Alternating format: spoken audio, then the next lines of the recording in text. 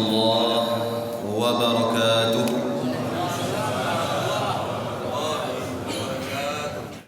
إن الحمد لله نحمده ونستعينه ونستغفره ونستهديه ونتوب إليه ونتوكل عليه ونعوذ بالله من شرور أنفسنا وسيئات أعمالنا.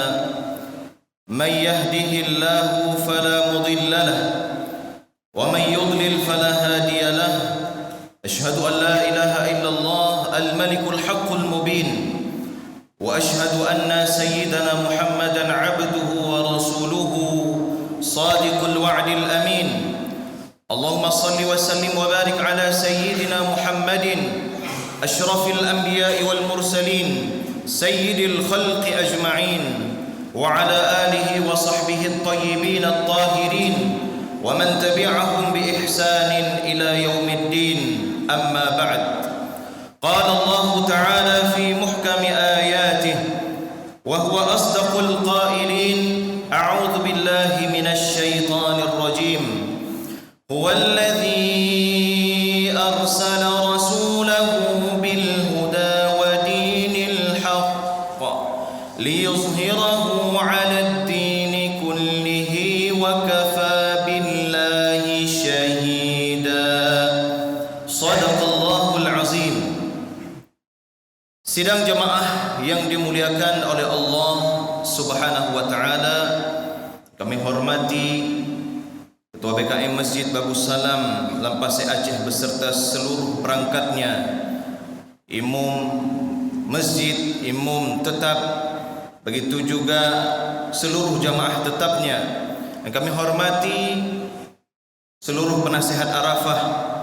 Dalam hal ini juga yang kami hormati imam kita Al-Ustaz Khalidillah yang telah menghantarkan kita salat subuh berjamaah pada subuh yang mulia ini. Mudah-mudahan Allah muliakan beliau dengan hafalan Quran yang telah beliau hafal, yang telah beliau kuasai insya-Allah.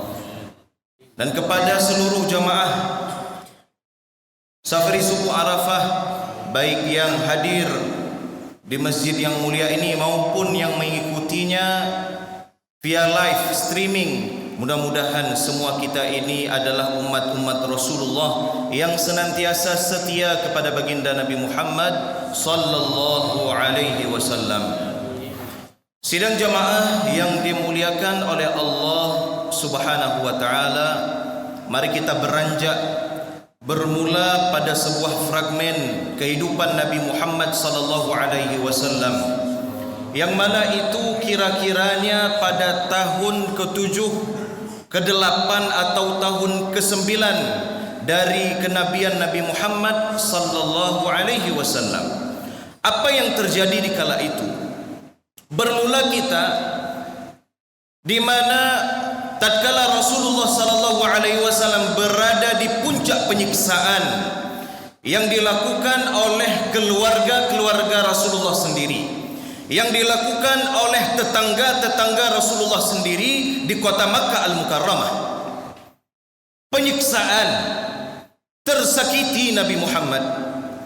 Para sahabat juga mengalami rasa sakit, luka, bahkan ada di antara para sahabat yang wafat syahid fi sabilillah karena menjunjung tinggi lafaz la ilaha illallah Muhammadur Rasulullah, karena mereka itu menjunjung tinggi kalimat tauhid, beriman kepada Allah betul-betul dengan keimanan yang sempurna.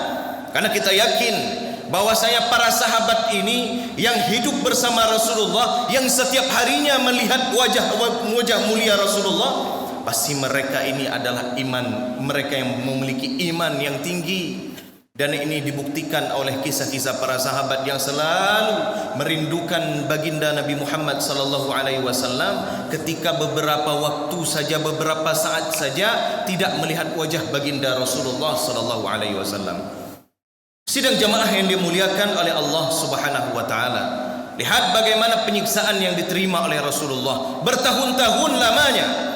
Mulai tahun ke-4 Hijriyah mohon maaf, pada tahun keempat kenabian Rasulullah, tahun kelima, tahun keenam, tahun ketujuh. Dan di saat tahun ketujuh itu ada sebuah ungkapan kiranya dari pamanda Abu Talib. Abu Talib ini adalah paman Rasulullah, tidak sama dengan paman-paman yang lain. Ada paman Rasulullah Hamzah bin Abdul Muttalib. Beliau ini adalah paman Rasulullah sekaligus saudara sepersusuannya Rasulullah pada ibunda Thuwaibah al-Aslamiyah, berikut juga pada ibunda Halimah as-Sa'diyah dari Bani Sa'ad, dekat-dekat kota Taif.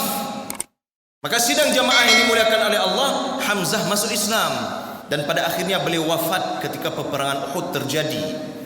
Tapi paman-paman Rasulullah yang lain juga ada Abu Lahab, Abu Jahal dan saudara-saudara Rasulullah yang lain. Ada Abdullah bin Abi Umayyah, ada Al-Makhzumi dan lain-lainnya. Mereka memusuhi Rasulullah sallallahu alaihi wasallam semenjak Rasulullah memproklamirkan dakwah Islam secara terang-terangan. Namun Abu Talib ini meskipun belum lagi beriman kepada Allah Subhanahu wa taala, nyatanya dia adalah orang yang sangat beriman kepada Rasulullah sallallahu alaihi wasallam, dan itu terbukti tatkala beliau selalu menjadi tameng, selalu menjadi pelindung bagi baginda Nabi Muhammad sallallahu alaihi wasallam. Hingga pada suatu ketika sudah dirayu-rayu, Abu Lahab merayu Abu Talib agar anaknya itu meninggalkan ajaran baru yang ia hantarkan. Jangan sampai dia kembangkan ajaran baru itu, karena ajaran itu bertolak belakang dengan ajaran nenek-nenek moyang kita. Kita ini adalah penyembah berhala, maka disebut dengan kaum al-wathaniyah, paganisme, orang-orang yang menyembah berhala. Keyakinan-keyakinan mereka, ajaran-ajaran mereka itu mereka anut, mereka yakini, dan mereka enggan sekali untuk mengikut ajaran baru yang dibawa oleh Nabi Muhammad sallallahu alaihi wasallam. Tetapi Abu Talib lebih memihak kepada Rasulullah, karena Abu Talib ini telah melihat bahwasanya ada tanda-tanda kenabian, ada tanda-tanda kebenaran di dalam diri Nabi Muhammad sallallahu alaihi wasallam. Dulu telah kita sampaikan di pertemuan-pertemuan yang lalu ketika kami diamanahkan untuk berceramah di subuh Arafah juga. Tatkala Rasulullah sallallahu alaihi wasallam itu melakukan perjalanan bersama pamanda Abu Talib ke negeri Syam. Ketika berhenti di Buhairah Sawah, ada seorang rahib di sana. Ketika mereka datang, rombongan Abu Talib beserta Rasulullah yang masih anak muda ini datang melihat keanehan, keganjilan. Tapi dia tidak aneh, karena dia sudah membaca di dalam kitab-kitab samawi bahwasanya nanti akan lahir seorang anak yang kelak dia akan menjadi Rasul, penutup sekian Rasul. Dan ketika itu dilihat bahwasanya di dalam diri Nabi Muhammad sallallahu alaihi wasallam sudah muncul cahaya itu. Buktinya apa? Dikatakan oleh Bahira, oleh pendeta rahib Bahira atau Buhaira, dikatakan bahwasanya tidak ada satu nabat. Nabat ini adalah tanaman, tidak ada tumbuh-tumbuhan dan bebatuan illa yasjudani lin nabi. La yasjudani illa li nabi. Mereka ini tidak akan sujud kecuali kepada Nabi. Maknanya dalam hal ini manusia yang amat-amat dimuliakan, yang merupakan Nabi utusan Allah Subhanahu wa ta'ala, sampai tanam-tanaman, sampai batu-bebatuan pun sujud ketika Nabi Muhammad sallallahu alaihi wasallam yang masih muda, belum lagi menjadi Nabi, beliau berjalan di depan tanaman dan bebatuan tersebut. Sidang jamaah yang dimuliakan oleh Allah Subhanahu wa taala, kalau soal asyhadu anna Muhammadar Rasulullah, Abu Talib tidak mengingkarinya. dia yakin, tetapi untuk perkara la ilaha illallah belum lagi terucapkan. Sidang jamaah yang dimuliakan oleh Allah Subhanahu wa taala, ketika sudah memuncak pergolakan yang dilakukan oleh kaum kafir Quraisy, sampai suatu ketika pamanda Abu Talib ini tidak lagi sanggup menahannya. Ia mengatakan kepada anaknya ini, Nabi Muhammad sallallahu alaihi wasallam, agar Nabi Muhammad berhenti untuk berdakwah, agar Nabi Muhammad berhenti menyebarkan ajarannya. Maka apa yang dikatakan oleh Rasulullah sallallahu alaihi wasallam, sebuah ungkapan yang kita hari ini sangat takjub dengan komitmen, dengan tekad yang dimiliki oleh Nabi Muhammad sallallahu alaihi wasallam. Apa kata Rasulullah? Ya ammi, law wada'u syamsa fi yamini wal qamara fi yasari ala an atruka hadzal amra ma taraktuhu. Wahai pamanda, andai kata mereka memberikan asyams, matahari, mentari di tangan kananku, wal qamar, bulan, rembulan di tangan di kiriku, mungkinkah dihadiahkan matahari, rembulan diberikan di tangan? Tidak bisa, tidak mungkin, mustahil itu terjadi. Maka sidang jamaah yang dimuliakan oleh Allah Subhanahu wa taala, dalam hal ini Rasulullah sallallahu alaihi wasallam tidak berbicara tentang hakiki, melainkan majazi. Andai mereka berikan sesuatu kepadaku nilai yang nilainya sangat-sangat berharga, agar aku meninggalkan perkara dakwah ini, agar aku meninggalkan perkara Islam ini, agama yang hanif ini, ma taraktuhu, kata Rasulullah, tak akan kutinggalkan. Semenit pun, sejengkal pun tidak akan kutinggalkan urusan dakwah ini. Aku akan terus maju, wahai paman. Maka paman Abu Talib mengatakan, kalau begitu hai anandaku, lanjutkan perjuanganmu. Tetapi pamanda tidak sanggup lagi melindungimu. Sidang jamaah yang dimuliakan oleh Allah Subhanahu wa taala, lihat apa yang terjadi setelahnya. Pemboikotan, embargo terjadi. Sampai Rasulullah bersama para sahabat itu makan kulit kering, makan dedaunan kering selama 3 tahun lamanya untuk bertahan hidup. Karena semuanya diembargo, semuanya itu diboikot. Tidak boleh ada transaksi, tidak boleh ada, katakan ada barang-barang yang ingin didistribusikan ke dalam wilayah Nabi Muhammad, dalam hal ini wilayah Bani Muttalib, Bani Hashim. Tidak boleh mereka kita distribusikan barang-barang, biarlah mereka mati kelaparan. Tidak boleh ada akad-akad pernikahan, perkawinan antara orang Arab, kabilah, suatu kabilah dengan Bani Muttalib, tidak boleh. Itu berlalu selama 3 tahun lamanya.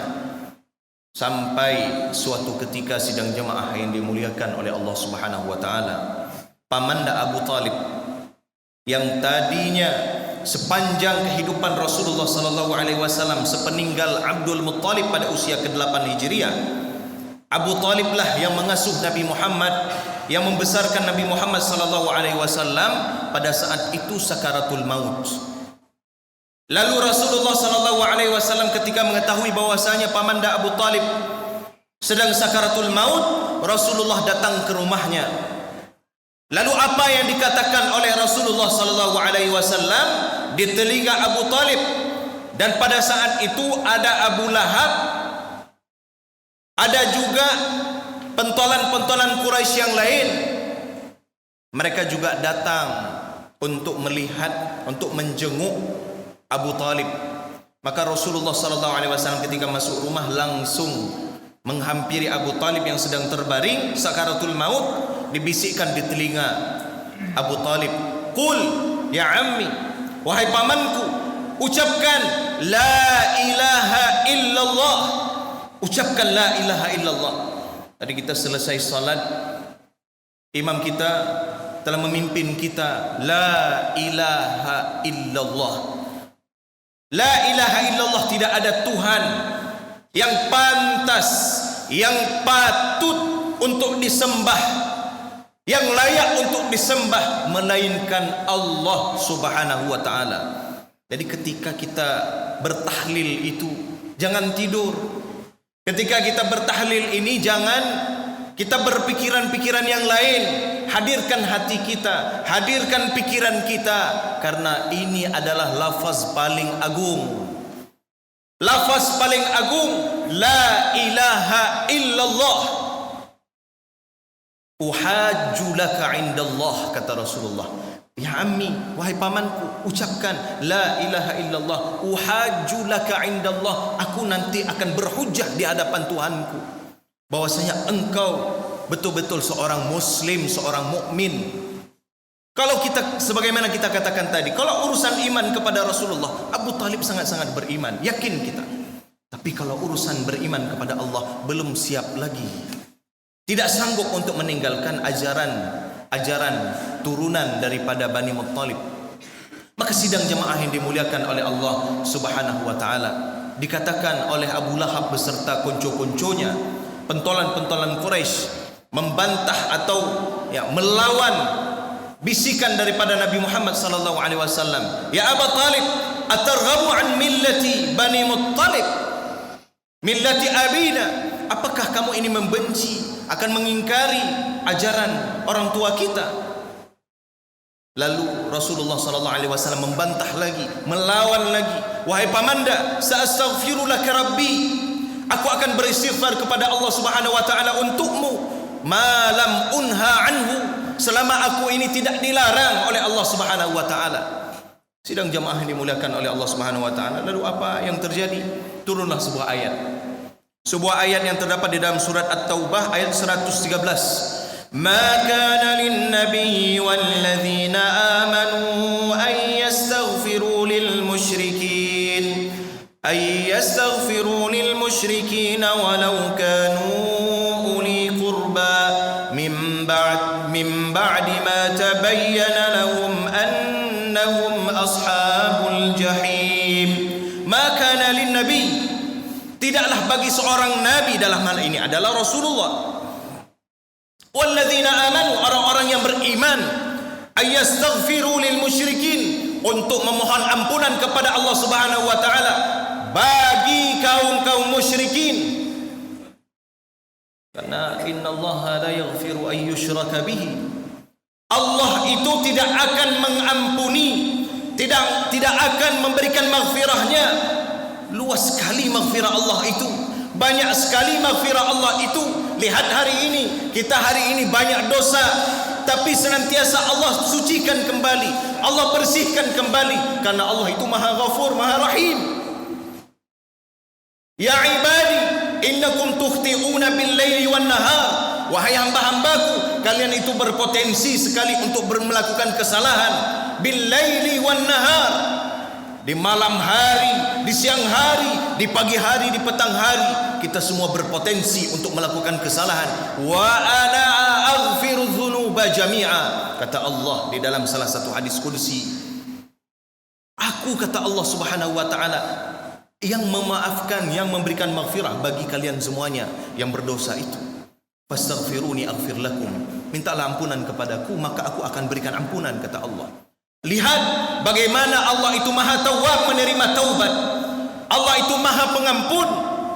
Tetapi kalau sudah diduakan, Allah itu dipersekutukan dengan sesuatu apapun yang lebih rendah daripada Allah Subhanahu wa taala. La ilaha illallah, kan tidak ada Tuhan melainkan Allah. Kalau ada seorang hamba Allah, dia mempersekutukan Allah Subhanahu wa taala dengan sesuatu apapun, Allah tidak ingin dipersekutukan, maka Allah tidak akan mengampuni dosa orang model seperti ini sampai akhir hayatnya, sampai nanti dia akan dimintakan pertanggungjawaban terkait ucapannya, terkait perbuatannya, terutama kesyirikan yang telah ia lakukan sehingga dia dimasukkan ke dalam neraka jahim dan berkekalan abadi di dalamnya. Na'udzubillahi min dzalik. Maka sidang jamaah yang dimuliakan oleh Allah Subhanahu wa taala, tidak boleh mendoakan orang-orang musyrikin meskipun dia adalah uli kurba. Siapa uli kurba? Kerabat, keluarga sendiri. Meskipun keluarga sendiri tidak lagi mempan, tidak lagi berpengaruh istighfar kita kepada Allah terhadap mereka. Min ba'di ma tabayyana lahum, setelah sudah jelas hukumnya, telah jelas statusnya bahwa mereka ini adalah ashabul jahim, penghuni neraka. Maka sidang jamaah yang dimuliakan oleh Allah Subhanahu wa taala, turun ayat hingga akhirnya Abu Talib itu tidak sempat lagi mengucapkan la ilaha illallah. Maknanya apa? Bahwasanya Rasulullah sallallahu alaihi wasallam memang sosok yang telah dititipkan hidayah al-irsyad, hidayah ad-da'wah, hidayah iblagh oleh Allah Subhanahu wa taala, berupa hidayah yang mana Allah titipkan kepada seseorang di antara kita. Nabi Muhammad, para ulama kita, para sahabat, sampai orang-orang tua kita hari ini, mereka itu menjadi asbab-asbab hidayah karena mereka menyampaikan dakwah, menyampaikan tabligh, menyampaikan nasihat-nasihat. Oleh karena nasihat itu sampailah hidayah kepada seseorang. Itu yang kita miliki saat ini. Tetapi kita, para ulama, bahkan Nabi Muhammad sallallahu alaihi wasallam tidak memiliki yang namanya hidayah at-taufik. Karena yang namanya hidayah at-taufik itu walaki yahdillah, Allah Subhanahu wa taala itu yahdi may yasha, memberikan hidayah bagi siapapun yang dikehendaki oleh Allah Subhanahu wa taala. Sidang jamaah yang dimuliakan oleh Allah Subhanahu wa taala, wafat pamanda Abu Talib. Begitu juga pada tahun yang sama, istri Rasulullah sallallahu alaihi wasallam tercinta Siti Khadijah bintu Khuwailid, yang mana dia betul-betul orang yang senantiasa setia kepada Rasulullah, istri yang setia kepada Rasulullah, beriman kepada Rasulullah, wanita pertama, manusia pertama yang beriman kepada Rasulullah itu dari kalangan perempuan. Maka mulia sekali perempuan itu, karena sosok perempuanlah yang pertama beriman kepada Rasulullah, baru diikuti oleh lelaki-lelaki. Sidang jamaah dimuliakan oleh Allah Subhanahu wa taala, Siti Khadijah wafat dan Rasulullah sallallahu alaihi wasallam sedih. Rasulullah menangis akan kepergian Siti Khadijah pada tahun Amul Huzni tersebut. Rasulullah mengatakan, amanat bi hina kafara biyan nas. Sosok Siti Khadijah ini tak terlupakan. Kenapa? Karena dia adalah orang yang senantiasa beriman, meyakini, mendukungku dalam keimanan. Hina kafara biyan nas, ketika orang-orang lain, manusia-manusia lain kufur kepadaku. Wa saddaqatni hina kadzdzabani an-nas, dia adalah orang yang membenarkan seluruh gerak-gerikku, seluruh ucapanku, ketika semua orang itu mendustakanku.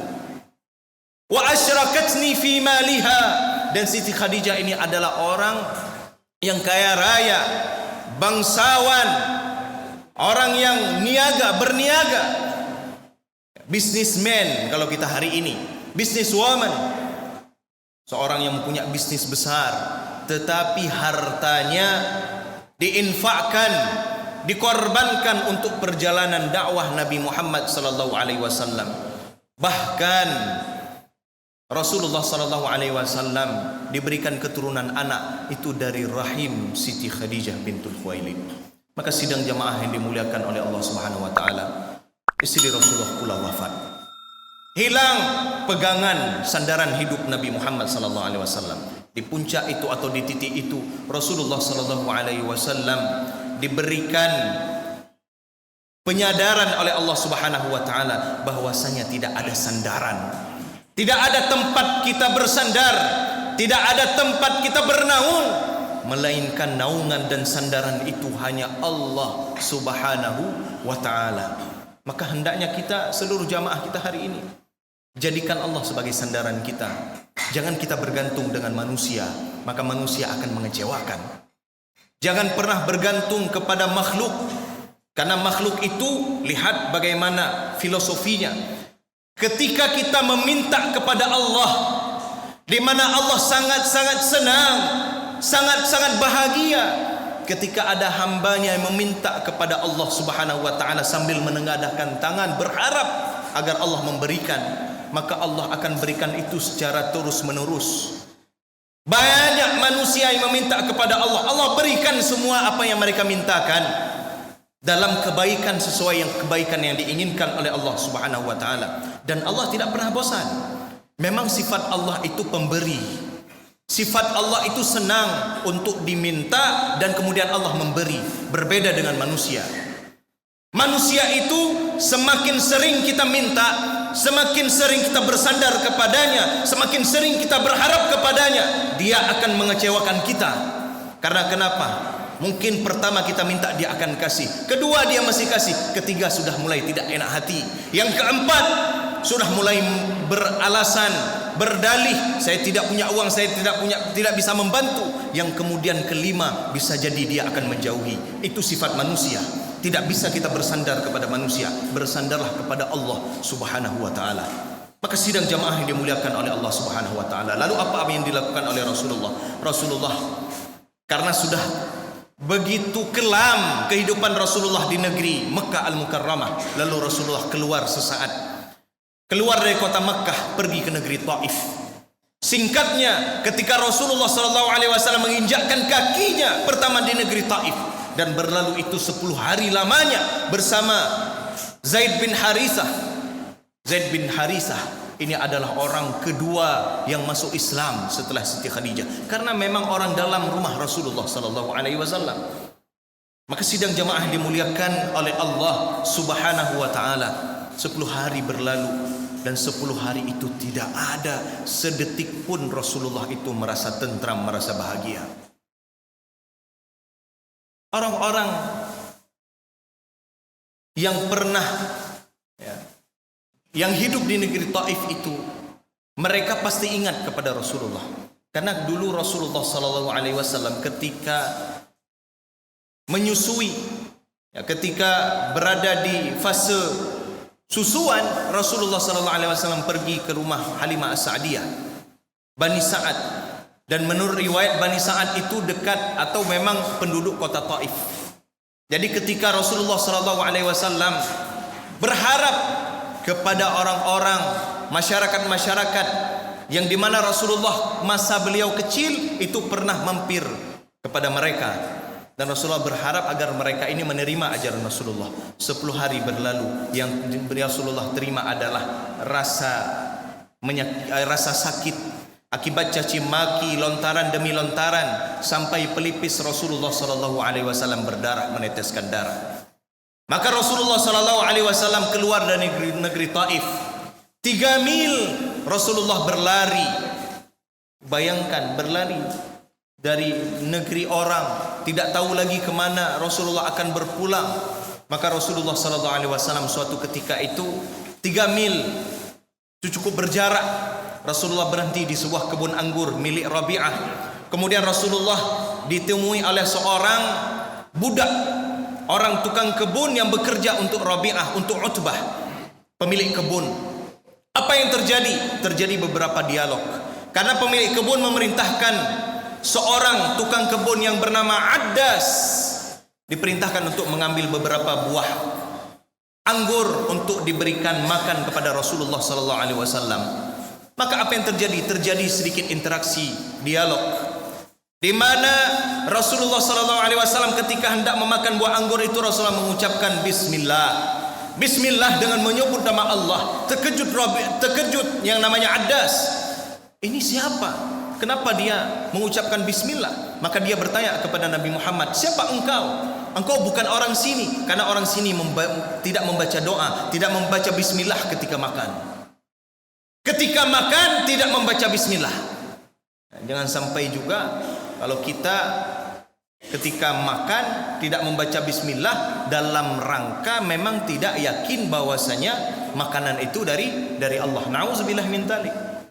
Kalaulah kita lupa ketika kita makan, lupa membaca Bismillah, di tengah-tengah makan itu kita katakan Bismillah awwala wa akhira, fi awwalihi wa akhirihi. Bahkan pada akhir kita makan pun tetap kita ucapkan Bismillah atau Alhamdulillah. Kembali lagi pada kisah singkat tersebut, bahwasanya Nabi Muhammad SAW kemudian bertanya kepada Addas, engkau siapa? Engkau dari mana? Dengan lembutnya Rasulullah bertanya, saya ini Addas, saya ini pendatang di sini, saya berasal dari Ninawa, kata Addas. Kemudian kaget Rasulullah, Ninawa. Di Ninawa itu ada saudaraku, kata Rasulullah. Dia adalah seorang nabi sepertiku, kata Rasulullah. Dia adalah saudaraku, huwa akhi, dia adalah saudaraku, kata Rasulullah. Kepada siapa? Siapa nabi dari negeri Ninawa untuk negeri Ninawa? Dia adalah Nabi Yunus bin Matta. Nabi Yunus bin Matta. Kalau dilihat di dalam silsilah itu, Nabi Yunus bin Matta itu ditarik ke atas sampai ke Nabi Yakub Israel. Nabi Yakub, nama lain daripada Yakub itu adalah Israel alaihi salam, dan keturunan-keturunan dari Yakub disebut dengan Bani Israel, dan banyak nabi yang turun dari jalur itu.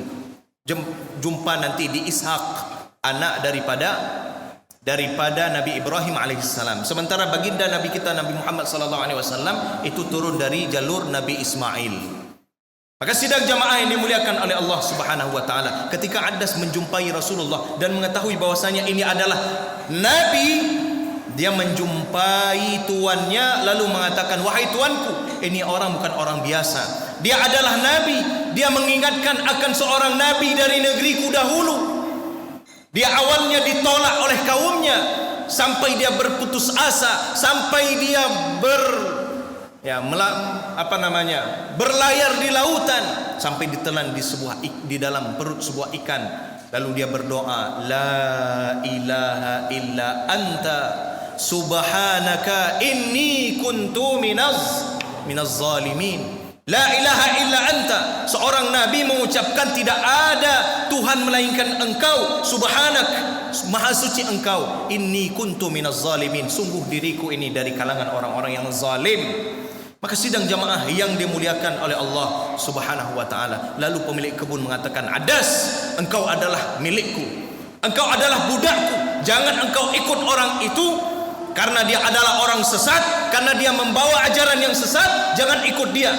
Maka Adas menghampiri Rasulullah lalu mengatakan, "Mohon maaf wahai Nabi Muhammad, aku tidak bisa mengikutimu karena dilarang oleh Tuhanku. Apalah daya diriku seorang budak hamba sahaya."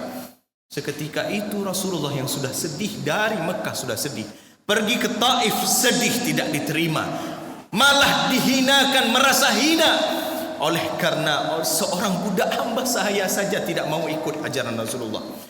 Rasulullah sallallahu alaihi wasallam berada di puncak kesedihannya. Lalu Rasulullah apa yang beliau katakan? Beliau pergi dari kebun anggur tersebut pada suatu tempat, diriwayatkan tempat itu bernama Qarnul Manazil.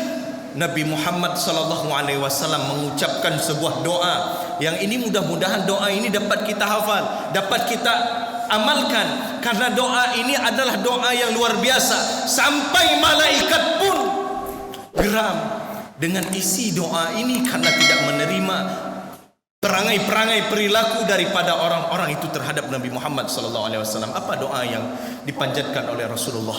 Allahumma inni ilaika ashku dha'fa quwwati. Ya Allah, aku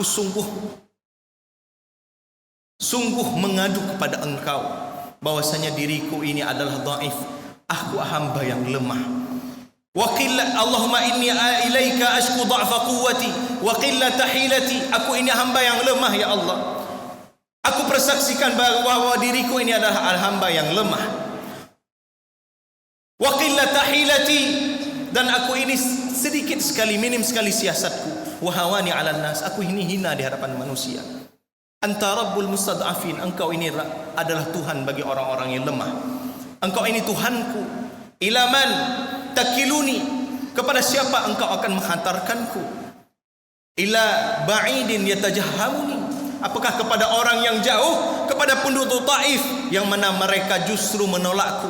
Am ila qaribin malaktahu amri, apakah justru kepada kerabat-kerabat orang yang merupakan keluargaku? Justru mereka yang menguasai perkaraku. Tidak tahu kemana Rasulullah akan pergi, tidak tahu kepada siapa Rasulullah mengadu.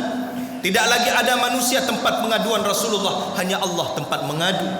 Maka sidang jamaah yang dimuliakan oleh Allah Subhanahu wa taala, kata Rasulullah di dalam doa itu, selama engkau tidak murka kepadaku ya Allah, maka itu amat-amat kusyukuri.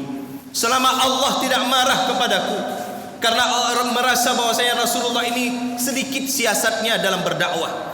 Tetapi Rasulullah dikala di puncak titik terendahnya itu adalah Rasulullah sallallahu alaihi wasallam mengadu kepada Allah Subhanahu wa taala, sampai malakul jibal yang ketika mendengar doa itu, malakul jibal, malaikat Jibril berikut juga malaikat gunung mengatakan kepada Rasulullah, wahai Rasulullah, jika engkau mengizinkan akan kuangkat gunung Akhsyabain, dua puncak tertinggi di kota Makkah Al-Mukarramah. Ada Jabal Abi Qubais dan Jabal Al-Qunaiqaan. Di dalam tafsir kami temukan Jabal Abi Qubais dan Jabal Qunaiqaan, dua puncak tertinggi di kota Makkah Al-Mukarramah. Jika engkau mengizinkan, akan kuangkat dua gunung ini di tangan kanan dan di tangan kiriku, akan kutimpakan ke penduduk Taif dan mereka akan binasa seketika. Kata Rasulullah sallallahu alaihi wasallam, bal arju minallah. Lihat bagaimana sikahnya Allah, sikahnya Rasulullah. Yakin Rasulullah, husnuzan Rasulullah. Bal arju minallah, aku berharap kepada Allah Subhanahu wa taala, ayyukhrija min aslabihim may ya'budullah wa la yusyriku bihi syai'a. Bahwasanya nanti dari rahim-rahim penduduk Taif ini akan lahir anak-anak keturunan yang mereka beriman kepada Allah dan mereka tidak akan syirik mempersekutukan Allah Subhanahu wa taala. Sidang jamaah yang dimuliakan oleh Allah Subhanahu wa taala, barulah setelah itu Rasulullah sallallahu alaihi wasallam dengan ridha Allah, dengan kehendak dan kudrat Allah Subhanahu wa taala, Allah perjalankan Nabi Muhammad sallallahu alaihi wasallam melakukan Isra dan Mi'raj. Subhanalladzi asra bi'abdihi laila minal masjidil haram ilal masjidil aqsa alladzi barakna hawlahu linuriyahu min ayatina. Bahwasanya Allah Subhanahu wa taala yang memperjalankan Isra Nabi Muhammad, berikut juga Mi'raj sampai ke Sidratul Muntaha, sampai Allah Subhanahu wa taala mewahyukan, memerintahkan salat kepada Rasulullah sallallahu alaihi wasallam. Dan sedikit sebagai penutup, nanti setelah turun daripada tausiah ini kita bisa langsung salat sunat isyraq, dapat pahala haji dan umrah secara sempurna insyaallah. Ketika Rasulullah sampai ke negeri Palestina hari ini, yaitu Baitul Maqdis atau Masjidil Aqsa yang telah diberkahi oleh Allah Subhanahu wa taala, ada beberapa keterangan yang kami temukan di dalam tafsir, berikut juga di dalam hadis Nabi dan riwayat para sahabat, bahwasanya Masjidil Aqsa itu merupakan masjid kedua yang dibangun di atas muka bumi ini sepanjang peradaban manusia setelah Masjidil Haram. Maka Ka'bah itu adalah awal bait. Inna awwala baiti wudi'a lin-nas lalladzi bi Makkah. Itulah yang ada di Mekah. Dan yang kedua adalah Baitul Maqdis, Al-Masjid Al-Aqsa. Itu fakta yang pertama. Kemudian yang kedua, alladzi barakna haulahu, di mana Masjid Al-Aqsa ini menuai berkah dari Allah Subhanahu wa taala. Bagaimana keberkahannya? Dia itu adalah maqarrul anbiya, tempat hidupnya para nabi terdahulu. Nabi-nabi terdahulu itu tinggal di sekitaran Baitul Maqdis.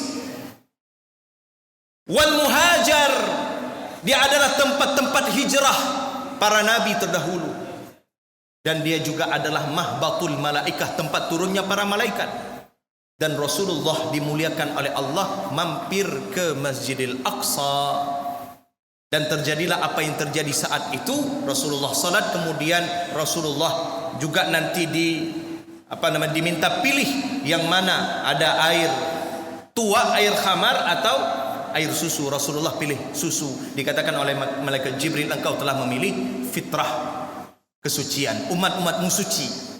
Maka sidang jamaah yang dimuliakan oleh Allah Subhanahu wa taala, dan ada suatu keterangan bahwasanya Rasulullah pernah bercerita kepada para sahabat perjalanan Isra dan Mi'rajnya, di antaranya kepada Ubadah bin Samit. Ubadah bin Samit pernah mendengar, menyimak apa yang disampaikan oleh Rasulullah, dan sepeninggal Rasulullah, ba'da wafatnya Rasulullah, Ubadah bin Samit pergi ke Masjidil Aqsa. Beliau pergi ke Masjidil Aqsa, kemudian beliau ini mampir di sebuah pagar masjid timur, bagian timur, sur Baitul Maqdis atau sur Masjidil Aqsa Asy-Syarqi, bagian timurnya. Seketika itu Ubadah bin Samit datang, berdiri di situ.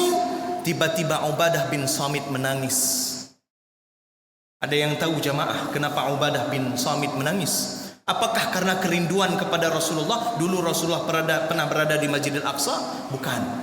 Kalau rindu tentu, tetapi bukan itu intinya. Ubadah bin Samit menangis di pintu atau di pagar bagian timur dari Masjidil Aqsa karena dulu Nabi pernah bercerita, ketika aku berada di pagar ini, kata Rasulullah sallallahu alaihi wasallam, aku melihat neraka jahanam. Rasulullah melihat neraka jahanam dari Masjidil Aqsa. Ditampakkan siksaan-siksaan di dalam neraka jahanam. Bagaimana kobaran-kobaran api di neraka jahanam. Rasulullah melihatnya dari Masjidil Aqsa. Allahumma inna na'udzubika min azabi jahannam wa min azabil qabri wa min fitnatil mahya wal mamat wa min syarri fitnatil masihi ad-dajjal. Amin amin ya rabbal alamin. Maka pesan kami ya, sidang jamaah yang dimuliakan oleh Allah Subhanahu wa taala. Hari ini Palestina digempur habis-habisan. Maka hadirkan kepedulian kita, hadirkan rasa simpati dan empati kita terhadap saudara-saudara kita di sana. Tidak bisa tidur kita, tidak bisa dengan nyaman kita hidup di negara kita, sementara saudara-saudara kita yang kita diminta untuk memperdulikan mereka, untuk menanggung beban mereka, minimal lantunkanlah doa-doa.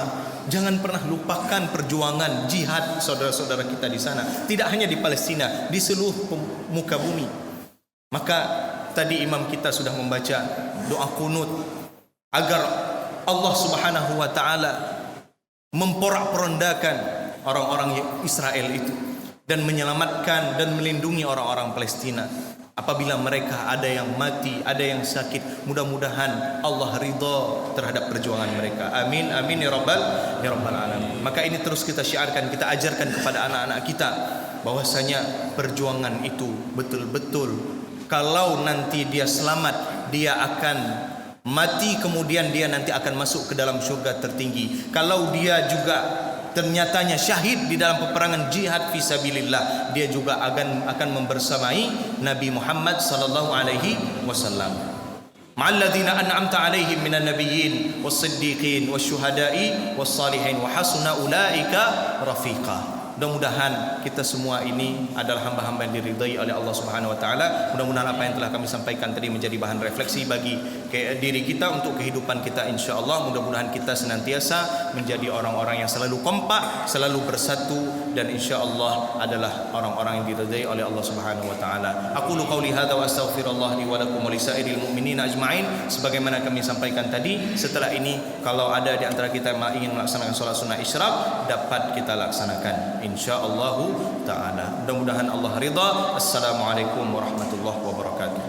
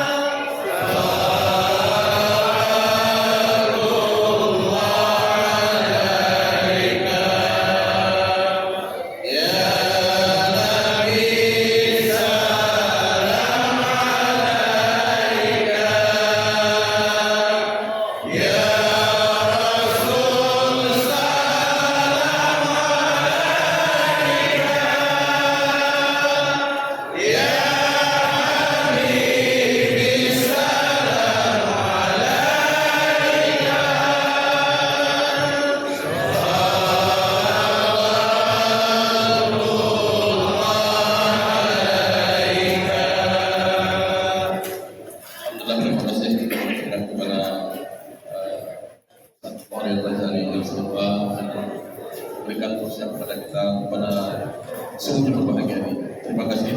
Assalamualaikum warahmatullahi wabarakatuh. Mari sama-sama kita bersama-sama tidak ada dosa